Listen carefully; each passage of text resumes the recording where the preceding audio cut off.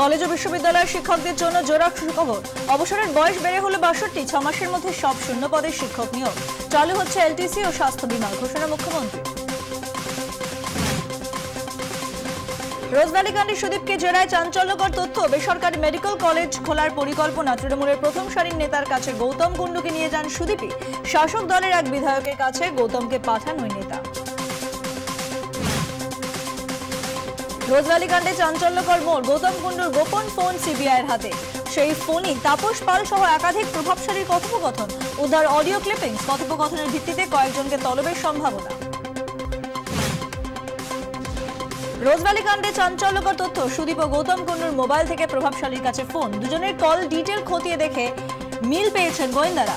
খবর সিবিআই সূত্রে। এই প্রভাবশালীকে সারদা কাণ্ডেও জেরা করে সিবিআই।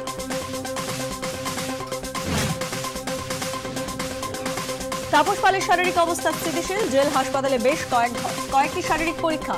বাইরে থেকে চিকিৎসক আনার ভাবনা। প্রয়োজনে অন্য হাসপাতালে স্থানান্তর। ছেলেকে ভর্তি করতে গৌতম কুণ্ডুর ৭১ লক্ষ টাকা অনুদান সেন্ট জেভিয়ার্সকে। ফের সেন্ট জেভিয়ার্স কর্তৃপক্ষকে তলব সিবিআই। সিজিও কমপ্লেক্সে জিজ্ঞাসাবাদ। জানেনি না গ্রাহকরা, শ্যামনগর পিএনবিতে জনধন অ্যাকাউন্টে হাজার হাজার টাকার ভুতুরে লেনদেন। টাকা জমা দিয়ে তা তুলেও নিয়েছে দুষ্কৃতীরা। এজেন্টের ওপর দায় চাপাচ্ছে ব্যাংক কর্তৃপক্ষ। হুগলি স্টেশনের কাছে ক্লাস 6 এর ছাত্রের রক্তাক্ত দেহ উদ্ধার। খুনের অভিযোগে গ্রেফতার সৎ বাবা, মাকেও আটক করে পুলিশ। পারিবারিক অশান্তির জেরে খুন সন্দেহ পুলিশের।